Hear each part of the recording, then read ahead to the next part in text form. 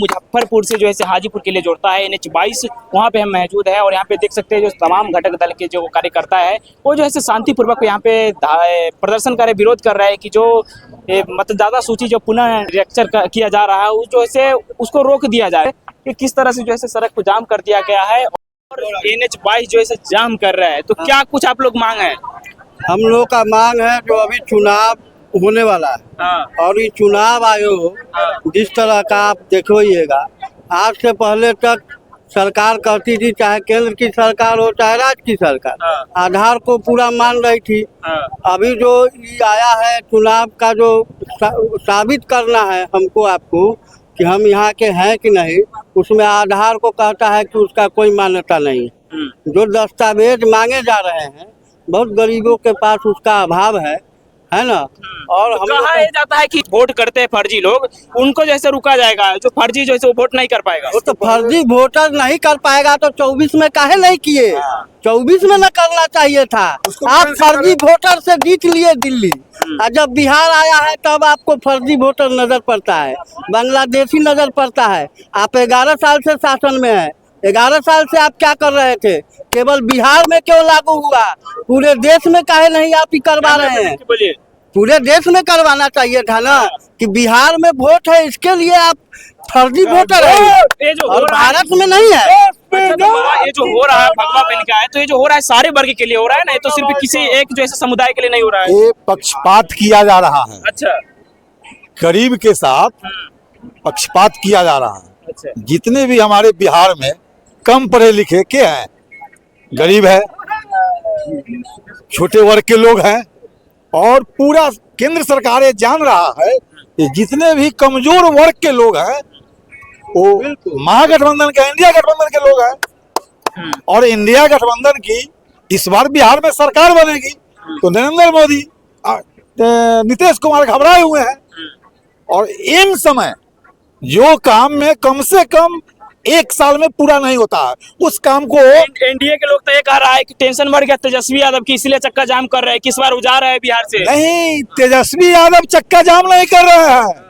पूरे बिहार के अति पिछड़ा गरीब मजदूर सारे बिहार के लोग रोड पर आए हुए हैं। झंडा तो यहाँ दिख रहा है इंडिया गठबंधन के घटक दलों का। पूरा झंडा आपको इंडिया जो भी हमारे गरीब के साथ, गरीब के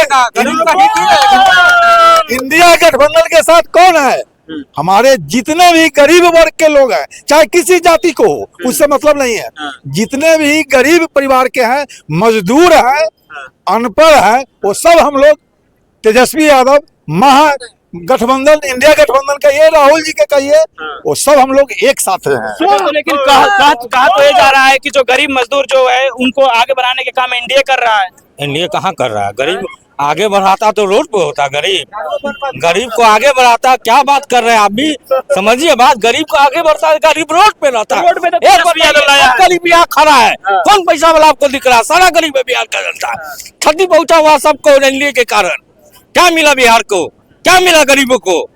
कुछ नहीं मिला, कुछ नहीं मिला। अच्छा, क्या मिला?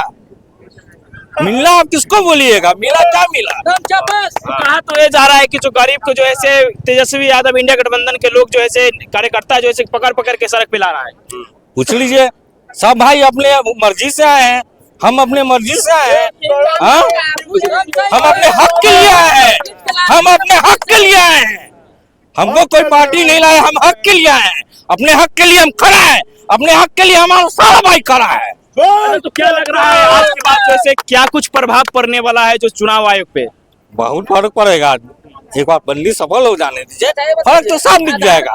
फर्क साफ दिख जाएगा। सब बिहार में ही क्यों किया गया? क्यों किया गया? इसलिए किया गया कि ये पूरी तरह साजिश है, चाल है। हार दिख रहा है, हार दिख रहा है बिहार में। और महागठबंधन जो मजबूती से पेश आया है, इस 100 दलों का शीर्ष दल का जो नेता सब है, उनके जो कार्यकलाप है उनको देख करके मोदी पूरा घबरा गई है।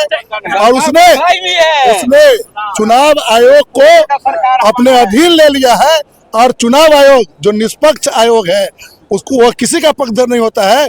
उसने मोदी की बात को और अमित शाह के बात को मान करके अपनी नैतिकता का पतन किया है। चुनाव आयोग ने अपनी नैतिकता खो दी है। सच में जो है गरीब को वोट करने का अधिकार छीना जा रहा है। जी हाँ, ये एक गहरी साजिश है।